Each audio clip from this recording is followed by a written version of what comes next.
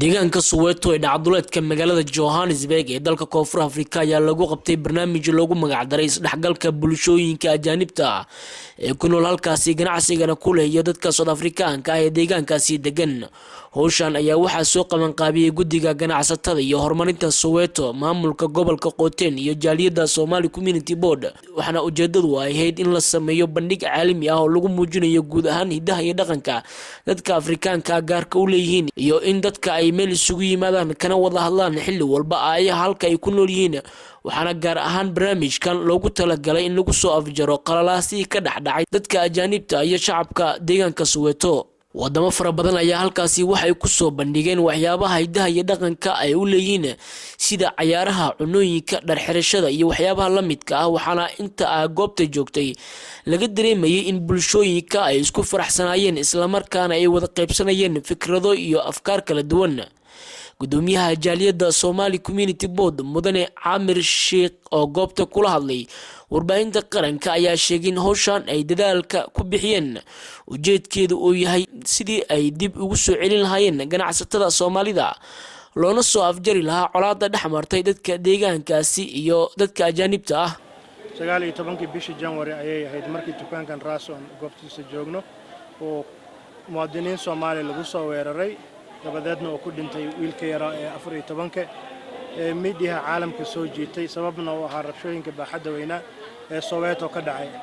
usbuucyada la soo dhaafay ama andhaha bishii la soo dhaafay waxaan ku mashquulsanayn sidii dadkii la soo barakiciyay aan dib ugu celin lahayn goobahooda.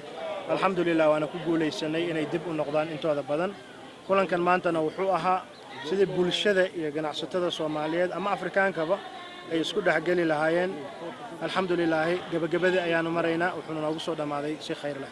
waxaa sidoo kale goobtaan kula kulmay dhalinyaro fara badan oo Soomaali ah iyo fanaaniin halkaasi ku soo bandhigay ciyaaraha hidaha iyo dhaqanka Soomaalida caan ku tahay iyo suugaanta Soomaalida oo marka halkaasi laga shiday dadka ay aad ula dhaceen lagana dareemayay farxad zaid ah. waxaa horta aad iyo aad ugu faraxsanahay anigoo matalaya qaranka Soomaaliya una matalaya dhanka fanka maanta barnaamijka ka qayb galay bulshada sidaan u dhaxgalay iyo sida isku fahmin waxaan aad iyo aad ugu faraxsanahay aan hor u arag. waxaana muhiim qof kasta oo Soomaaliya inuu meesha uu joogo bulshadiisa dhaxgalo. saas darteed ayaa anaga safarka u soo galnay. aad iyo aad ayaan u faraxsanahay. mana isdhehaynin Saweto ay imaanay because wax badan la iga sheekeyn jiray Saweto inaan tago lot of times waa rabay. maanta anoo ka soo qayb galay barnaamijka loo dhigay wiilkii lagu dilay meeshan. I'm so happy iyo sida noo soo dhaweeyeen ayagoo ay luuqadeena fahmeenin. aad iyo aad ugu faraxsanahay. maasha Allah aad iyo aad ugu faraxsanahay oo soo qaybteenka anta ka soo qayb galay.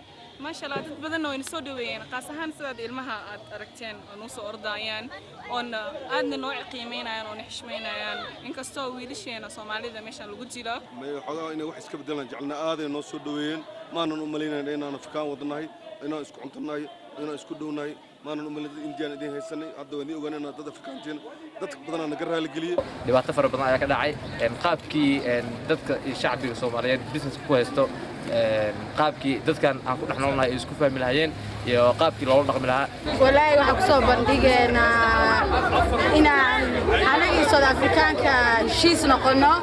Abdullahi Maxamuud Amin Abdullahi Qorshe telefishinka qaranka Soomaaliya deegaanka Saweto dalka Koonfur Afrika.